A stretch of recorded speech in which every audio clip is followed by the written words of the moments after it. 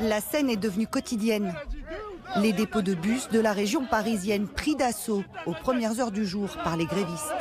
Des citoyens, des étudiants, des gilets jaunes, des profs, des postiers, différentes corporations de travailleurs viennent bloquer les dépôts et viennent en soutien aux grévistes de la RATP, voilà, puisqu'ils considèrent que c'est bien les agents de la RATP et la SNCF qui tiennent la grève pour l'intérêt général. Et chaque matin, pour briser le piquet de grève et permettre aux bus de partir en tournée, les policiers font un cordon autour des véhicules.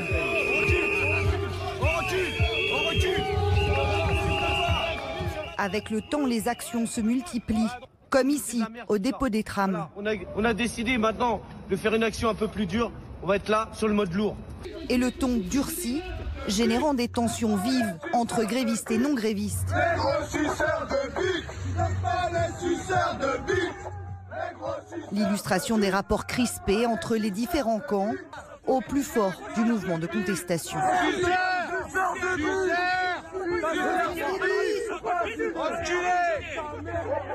Oui, des remarques désobligeantes. On nous assimile à des traîtres ou à des inconscients, ou des altercations, des tensions. C'est difficile de revenir au quotidien avec des gens contre lesquels vous avez eu des mots ou des échanges un peu houleux, bien sûr. Et ensuite, il y a sur le terrain forcément la tension des usagers des transports au quotidien. Donc ça fait on va dire une double peine. Alors le discours, il est clair, qu'ils se battent pour tout le monde. Mais moi, à mon sens, ça reste quand même plus néfaste que bénéfique. Conséquence, certains conducteurs de train ou de métro sont escortés par des cadres.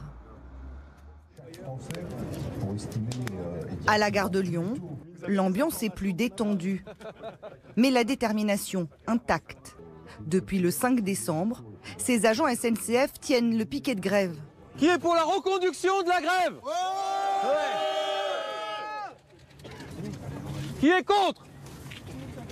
Qui s'abstient? Alors je vous annonce que c'est que le début.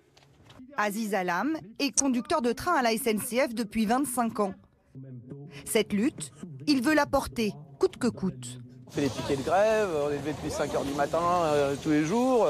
On est là, on souffre comme les Français. Il faut qu'ils se rendent compte qu'on est sur le terrain, on n'est pas à la maison au chaud pendant que eux, ils sont en train de souffrir dans les transports. Aziz est un irréductible, convaincu que le combat va payer.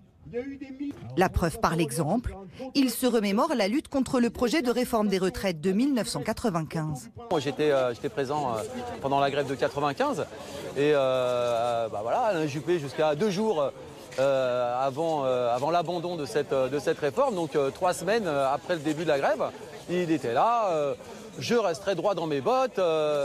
Et 2 jours après, c'était terminé. Le mois qui suivait, il y a eu la dissolution de l'Assemblée nationale. Voilà. Le mouvement a débuté il y a plus d'une semaine. La grève commence à peser sur le quotidien de la famille. On y va crescendo. Donc là, avant la grève, on a commencé, tous les petits plaisirs d'à côté, les restaurants, cinéma, tout ça. Voilà, on devait aller se faire 2 séances de ciné, on les a annulées. On devait partir en vacances.